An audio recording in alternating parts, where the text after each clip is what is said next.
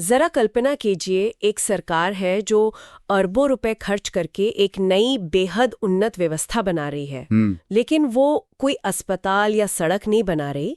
वो एक ऐसा आर्टिफिशियल इंटेलिजेंस, मतलब एक ऐसा एआई तैयार कर रही है जिसका एकमात्र काम सरकार की ही नीतियों और कानूनों को तबाह करने के तरीके खोजना है। हाँ बिल्कुल, एक ऐसी मशीन जिसका जन्म ही व्यवस्था को तोड़ने के लिए हुआ है ना? और वो भी बाहर से नहीं, बल्कि सिस्टम के बिल्कुल अंदर बैठकर। एकदम से एक ऐसा डिजिटल हमलावर जिसे खुद सरकार ने हर तरह की सुरक्षा में सेंध लगाने की खुली छूट दे रखी है। सुनने में ये विचार पूरी तरह से पागलपन लगता है। मतलब कोई पहले एक कानून बनाता है, दिन रात मेहनत करके एक पॉलिसी तैयार करता है, और फिर एक मशीन को उसे बर्बाद करने के लिए खुला छोड़ देता है। बिल्कुल ऐसा लगता है जैसे कोई अपना ही घर बनाकर खुद उसे आग लगाने की कोशिश कर रहा हो। हाँ, लेकिन देखिए, यहीं से चीजों को देखने का नजरिया बदलता है। अच्छा। हाँ, क्योंकि ये तोड़ असल में बचाव का सबसे आधुनिक तरीका है। हम जिस दुनिया की ओर बहुत तेजी से बढ़ रहे हैं, वहां किसी नीति को केवल कागज पर बनाना काफी नहीं है। उसे टेस्ट करना होगा। एग्जैक्टली, उसे जमीन पर उतारने से पहले हजारों बार तोड़कर देखना जरूरी है कि वो असल में कितनी मजबूत है। तो आज के हमारे इस खास विश्लेषण का मकसद ठीक यही समझना है। हम इस बात की गहराई में उतरने वाले हैं कि भविष्य में समाजों का संचालन यानी गवर्नेंस कैसे होगा। बिल्कुल। जब नीतियां और नियम एआई द्वारा तय होने लगेंगे, तो क्या ये हॉलीवुड की किसी साइंस फिक्शन फिल्म की तरह मशीनों का राज होगा, या फिर ये शतरंज के एक ऐसे खेल जैसा है जहां हम इंसान एआई का इस्तेमाल अपनी ही चालों की कमजोरियां ढूंढने के लिए कर रहे हैं। सही कहा। तो इस विस्तृत चर्चा में हम मेटा कॉन्स्टेंट और डिलिजेंट गवर्नेंस यानी एक जागरूक और कर्मठ शासन जैसे विचारों को डीकोड करेंगे। तो अगर हम शुरुआत करें तो इस पूरी व्यवस्था का सबसे दिलचस्प पहलू ये है कि शासन का पूरा डीएनए ही बदल रहा है। मतलब कैसे? मतलब हम रिएक्टिव मैनेजमेंट के दौर से बाहर आ रहे हैं। हाँ, रिएक्टिव मैनेजमेंट, जहाँ पहले कोई संकट आएगा, कोई आर्थिक मंदी आएगी या कोई महामारी फैलेगी, और तब जाकर सरकार उस पर प्रतिक्रिया देगी। बिल्कुल। लेकिन अब शासन का तरीका प्रिडिक्टिव स्टुवर्डशिप की ओर मुड़ रहा है। प्रिडिक्टिव स्टुवर्डशिप यानी भविष्य की भविष्यवाणी करना। सिर्फ भविष्यवाणी नहीं, बल्कि एक जिम्मेदार संरक्षक की तरह संकट के पैदा होने से पहले ही उसका समाधान तैयार रखना। अगर हम इतिहास के पन्नों को पलटें तो मानव इतिहास को समझने के लिए ऐसे मुख्य रूप से 3 दौर में बांटा जा सकता है। हाँ बिल्कुल, बांटा जा सकता है। पहला था रहस्यवादी युग, जब बड़े फैसले सितारों की चाल या भविष्यवाणियों पर निर्भर होते थे। उसके बाद आया नौकरशाही का युग। हाँ, जहाँ सारा काम भारी भरकम फाइलों, ठंडे आंकड़ों और लंबे नियमों पर टिक गया। और फिर हमने सिलिकॉन युग में कदम रखा, जहाँ कंप्यूटर ने हर चीज को सिर्फ तेज और ऑप्टिमाइज करने पर जोर दिया।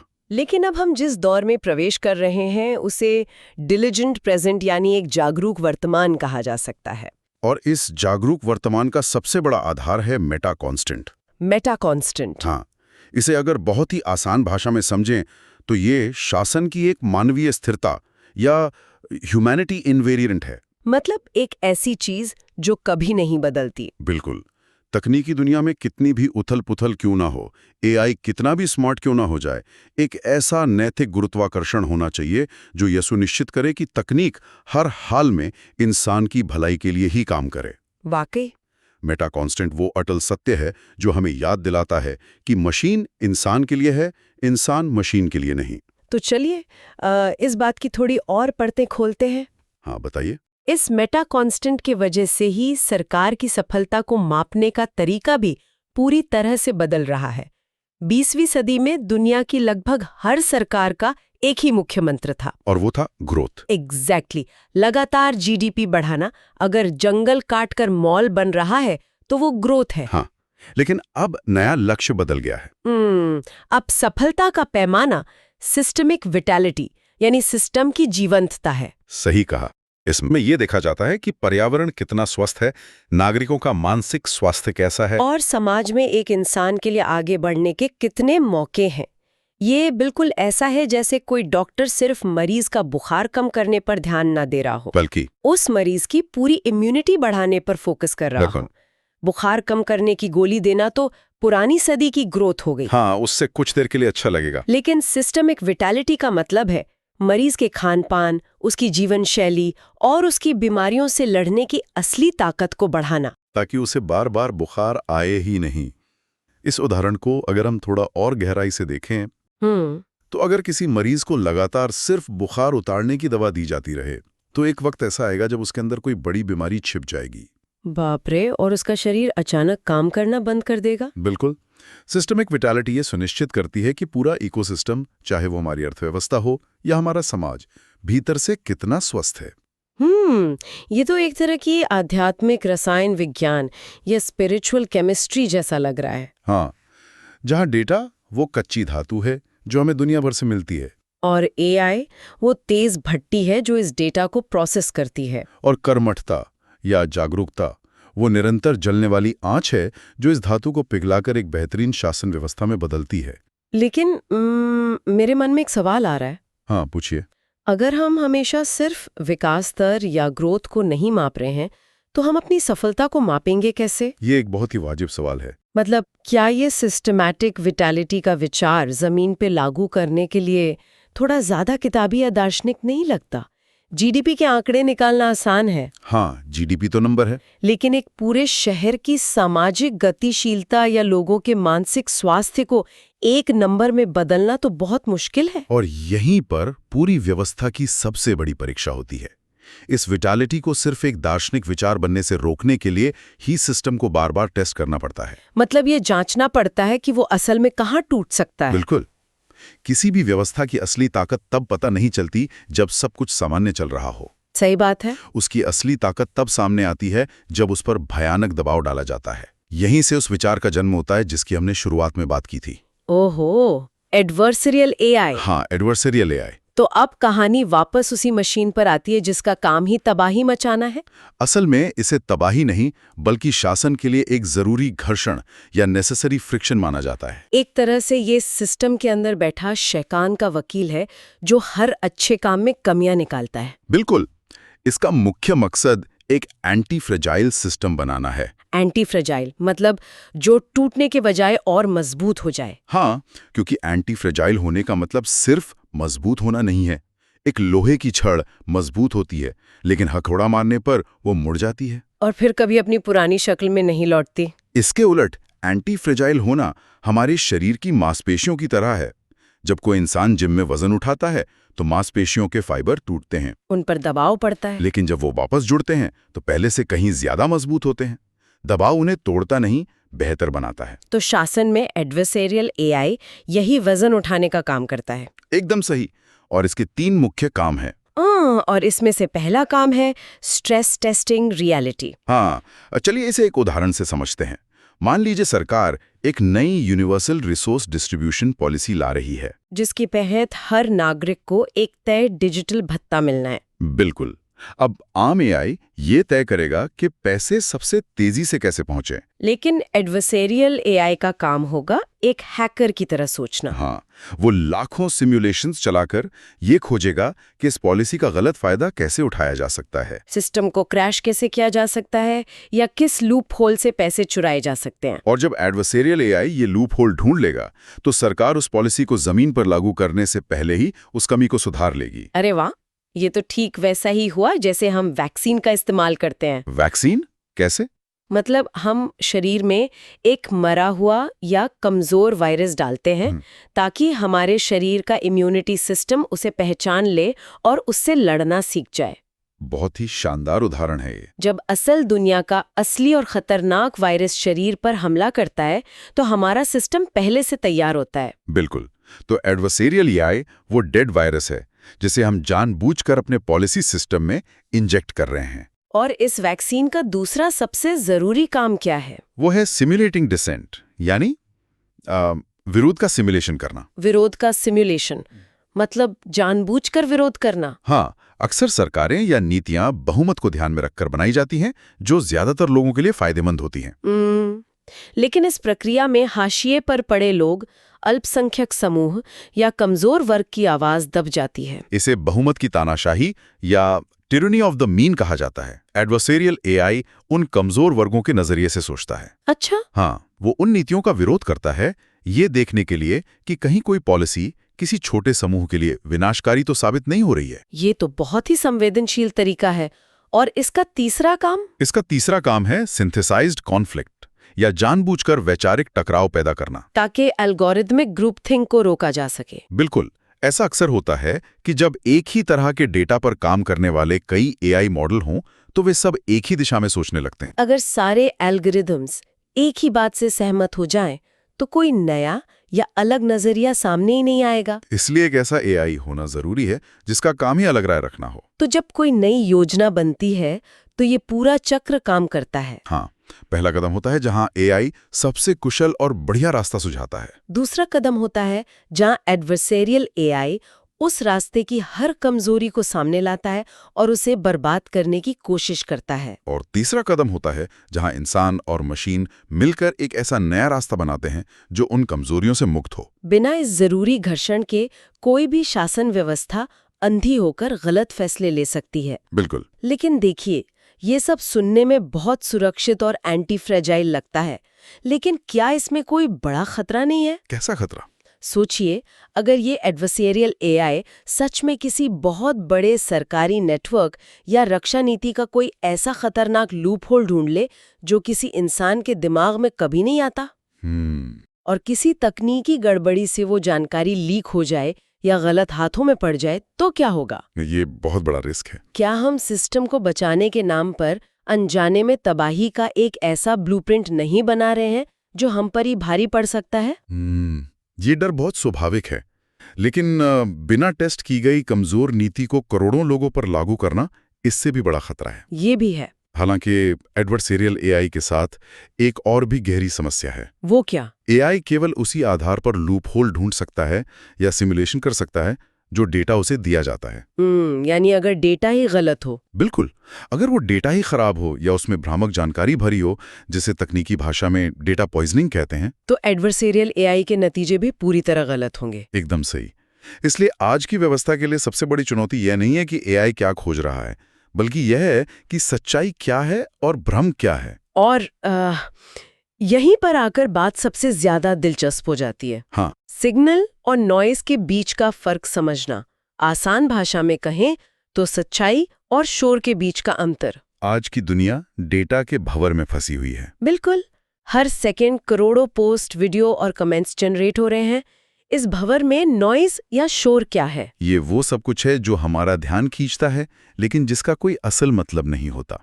जैसे कि आउटरेज आर्टिफैक्ट्स। आउटरेज आर्टिफैक्ट्स मतलब जो सोशल मीडिया पर बेवजह का गुस्सा होता है। हाँ, हर दिन किसी न किसी बात पर एक बेवजह का गुस्सा या ट्रेंड पैदा होता है। लोग बिना सोचे समझे किसी मुद्दे पर भड़क जाते हैं और 24 घंटे बाद उसे भूल भी जाते हैं। और इसी शोर का हिस्सा हैं वैनिटी मैट्रिक्स, खोखले एंगेजमेंट नंबर्स। कितने मिलियन व्यूज आए, कितने लाइक्स मिले, कितनी बार चीजें शेयर हुई। बिल्कुल। और सबसे खतरनाक है एल्गोरिथमिक एकोज, जहां एक एल्गोरिदम लोगों के पूर्वाग्रहों को पढ़ता है, उन्हें वही दिखाता है जो वे देखना चाहते हैं, और फिर उसी इंसान के गुस्से को डेटा मानकर सिस्टम में वापस फीड कर देता है।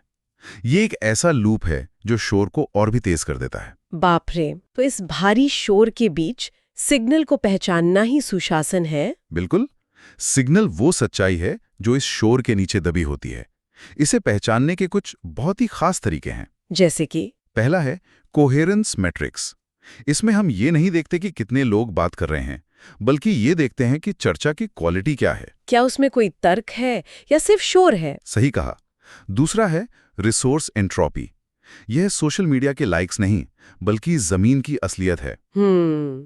ऊर्जा, पानी, पैसा या अनाज जैसे संसाधनों के घटने और बढ़ने का रियल टाइम डेटा। हाँ, कोई भी एल्गोरिदम इसे झूठ नहीं साबित कर सकता। और तीसरा सिग्नल है सेंटिमेंट वेलोसिटी। सेंटिमेंट वेलोसिटी मतलब भावनाएं कितनी तेज हैं? इसका मतलब सिर्फ यह नहीं है कि लोग किसी बात से नाराज हैं या खुश हैं।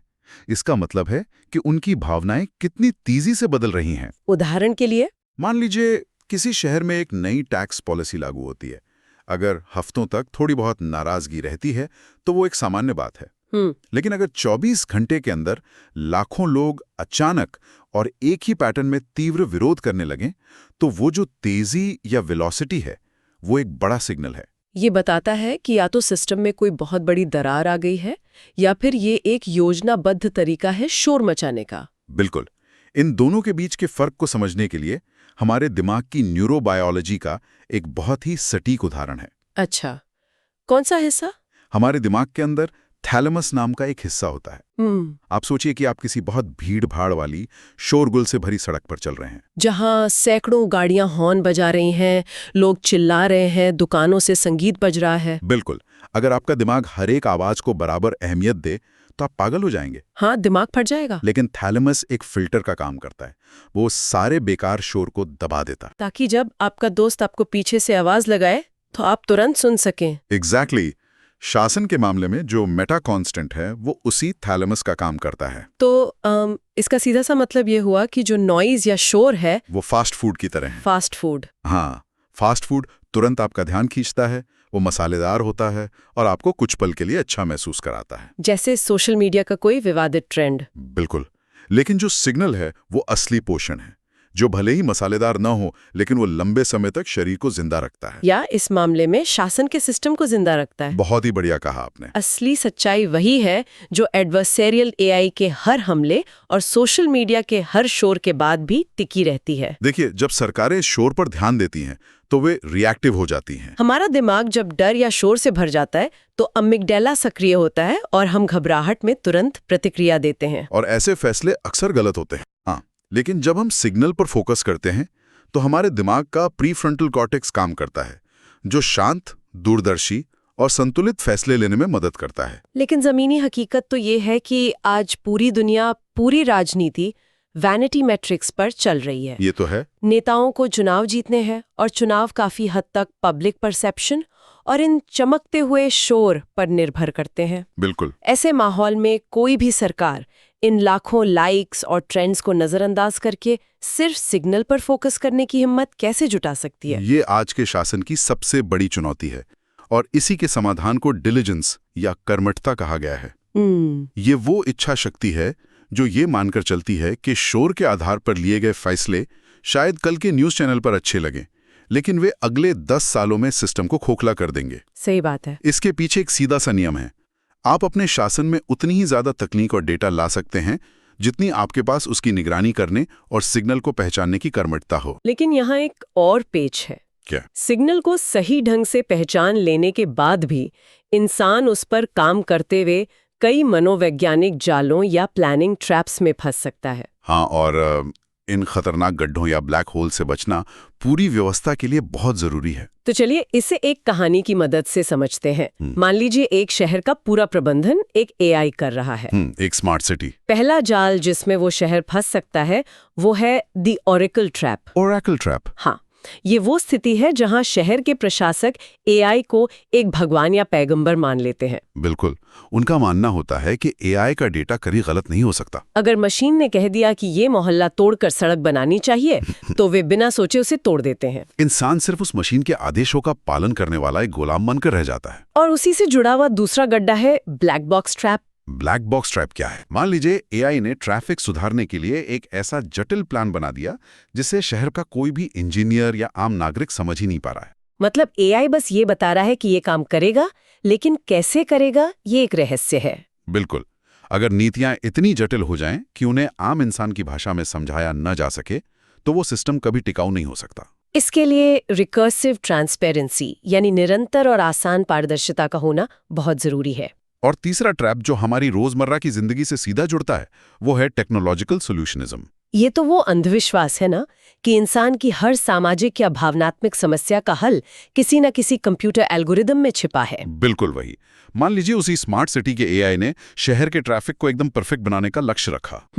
उसने ऐसा रास्ता निकाला कि गाड़ियां बिना रुके चलें, लेकिन इस भयंकर ऑप्टिमाइजेशन के चक्कर में उसने उस चौराहे की चाय की टपरी को हटा दिया। अरे, जहां शाम को मोहल्ले के बुजुर्ग बैठकर बातें करते थे। हाँ, इसे अलाइनमेंट गैप कहते हैं। एआई ने अपना काम पूरी तरह सही किया, उसने ट्रैफिक खत्म कर दिया, लेकिन उस एक लक्ष्य को पाने के लिए उसने शहर की कल्चरल स्पॉन्टेनिटी यानी सांस्कृतिक सहजता को ही मार डाला। एआई सिर्फ नक्शा दे सकता है कि कौन सा रास्ता सबसे तेज है, लेकिन ये फैसला तो इंसान को ही करना होगा कि क्या वो रास्ता उन चीजों को कुचल कर तो नहीं जा रहा जो उस शहर को जीवंत बनाती हैं। और इसमें जो आखिरी ट्रैप है वो है the frozen state. Frozen state मतलब सब कुछ जम जाना, एक ऐसा परफेक्ट समाज बनाने का भ्रम जहां कभी कोई बदलाव ना हो, कभी कोई गलती ना हो। लेकिन विकास हमेशा गलतियों से ही तो होता है। बिल्कुल। अगर कोई एआई ऐसा सिस्टम बना दे जिसमें असफल होने की या कुछ नया प्रयोग करने की कोई गुंजाइश ही ना बचे, तो वो समाज वहीं जम जाएगा, उसका विकास रुक जाएगा। मुझे एक पुरानी सूफी और रहस्यवादी कविता याद आ रही है। अच्छा, क्या है वो? वो इस पर बहुत सटीक बैठती है कि ये सारा डेटा और ऑप्टिमाइजेशन माया का एक जाल बन सकता है। माया का जाल? हाँ, हम इस डेटा के जाल में इतना खो सकते हैं कि हम उस असल सत्य को, उस मानवीय मेटा कांस्टेंट को ही भूल जाएं जिसके लिए ये सब शुरू किया गया था। बहुत गहरी बात है। जब मशीन खुद अपने ही फीडबैक लूप से प्यार करने लगे तो वो शासन नहीं करती, वो सिर्फ भ्रम पैदा करती है। ये सूफी विचार हमें इस बात की ओर वापस लाता है कि मशीन सिर्फ गणना कर सकती है, उसमें विवेक नहीं होता। विवेक हमेशा इंसान के पास होता है। बिल्कुल सही। तो इन सब का आखिर मतलब क्या है? अगर हम इस सारी चर्चा के धागों को एक साथ जोड़ें तो एक बहुत सीधा सा सवाल सामने आता है। क्या सवाल है? देखिए, अगर एआई इंसानों से कहीं ज्यादा स्मार्ट है, अगर वो हजारों सिमुलेशन करके परफेक्ट प्लान बना सकता है, एडवर्सेरियल एआई उसकी कमियां दूर कर सकता है, तो फिर हमें उस प्रक्रिया में ह्यूमन इन द लूप यानी किसी इंसान के दखल की जरूरत ही क्यों है? ये सवाल बहुत से लोग पूछते हैं। क्या इंसान अपनी थकान, अपनी पक्षपात वाली सोच और अपनी लालच की वजह से उस एआई के परफेक्ट प्लान को खराब नहीं कर देगा? देखिए, सच्चाई ये है कि शासन में इंसान का काम सिस्टम को परफेक्ट बनाना नहीं है। इंसान का काम है ह्यूमन बफर्स लेकर आना। Human buffers? हाँ, एक एआई ये बहुत अच्छे से कैलकुलेट कर सकता है कि किसी नीति का गणितीय और आर्थिक असर क्या होगा, लेकिन उस फैसले का एक आम इंसान की जिंदगी, उसकी रोजी रोटी और उसके स्वाभिमान पर क्या भावनात्मक असर होगा, ये सिर्फ एक दूसरा इंसान समझ सकता है। मतलब इंसान अपने साथ सहानुभूति और दर्द को महसूस करने की क्षमता लेकर आता है। और बारीक समझ भी, जिसे कोई एल्गोरिदम पढ़ नहीं सकता। इसलिए एआई को फैसले लेने का अंतिम अधिकारी नहीं होना चाहिए, बल्कि इंसानी फैसलों को बेहतर और तेज बनाने का एक उपकरण होना चाहिए। बिल्कुल। इसका मतलब है कि भविष्य के शासन में एआई का असली उपयोग जनता को कंट्रोल करने या उन पर नजर रखने के लिए नहीं है। तो फिर किस लिए है? जहद न करनी पड़े। एआई सब कुछ मैनेज करे ताकि लोगों को द फ्रीडम टू कंट्रीब्यूट मिल सके। एकदम सही। समाज में अपनी रचनात्मकता से कुछ योगदान देने की आजादी। तो अगर हम इसे एक रूपक के जरिए समेटें तो ये जो डिलिजेंस या कर्मठता है, ये शासन की ढाल है। और जो एडवर्सेरियल एआई है वो एक सान की तरह है जिस पर रगड़कर तलवार को पैना किया जाता है। क्या बात है। ये दोनों मिलकर ये सुनिश्चित करते हैं कि शासन की तलवार हमेशा तेज रहे, वो हर समस्या को काट सके, लेकिन वो उन हाथों को कभी ना काटे जिनकी रक्षा के लिए उसे बनाया गया है। वाकई दिमाग घुमा देने वाला विश्लेषण था ये। हमने शुरुआत एक ऐसे एआई के विचार से की थी जिसका काम सरकार की नीतियों को तबाह करना है। हाँ। और अब हम समझ पा रहे हैं कि वो डिजिटल तबाही असल में एक बेहद जरूरी सुरक्षा चक्र है। एडवर्सेरियल एआई हमारा दुश्मन नहीं, बल्कि वो आईना है जो हमारी नीतियों की सबसे बड़ी कमियों को हमें दिखाता है। बिल्कुल सही। लेकिन इस पूरी चर्चा के अंत में एक ऐसा विचार है जिसे मैं दिमाग से निकाल नहीं पा रही हूँ। वो क्या? जरा सोचिए, अगर एडवर्सेरियल एआई का काम ही हमारे समाज को सुरक्षित बनाने के लिए लगातार हमारे हर नियम की कमियां खोजना है, तो क्या भविष्य में एक दिन ऐसा आएगा जब ये मशीन इंसानी अप्रत्याशितता यानी ह्यूमन अनप्रिडिक्टेबिलिटी को ही सिस्टम का सबसे बड़ा लूपहोल मान लेगी? बाप रे, ये तो बहुत डरावना विचार है। हमारी बिना सोचे समझे फैसले लेने की आदत, हमारी भावनाएं, हमारा अचानक गुस्सा हो जाना या किसी से प्यार करना, क्या एआई इन मानवीय कमियों को ही परफेक्ट सिस्टम के लिए सबसे बड़ा खतरा मान बैठेगा? ये सोचने वाली बात है। और अगर ऐसा हुआ तो क्या आने वाले कल में हमें अपने अपरफेक्ट होने के अधिकार को, अपनी इंसानियत की इन खूबसूरत कमियों को ही किसी एल्गोरिदम से बचाना पड़ेगा? इस गहरे और बेचैन करने वाले सवाल के साथ हम आज के इस विस्तृत विश्लेषण को यहीं रोकते हैं। सोचने के लिए बहुत कुछ है।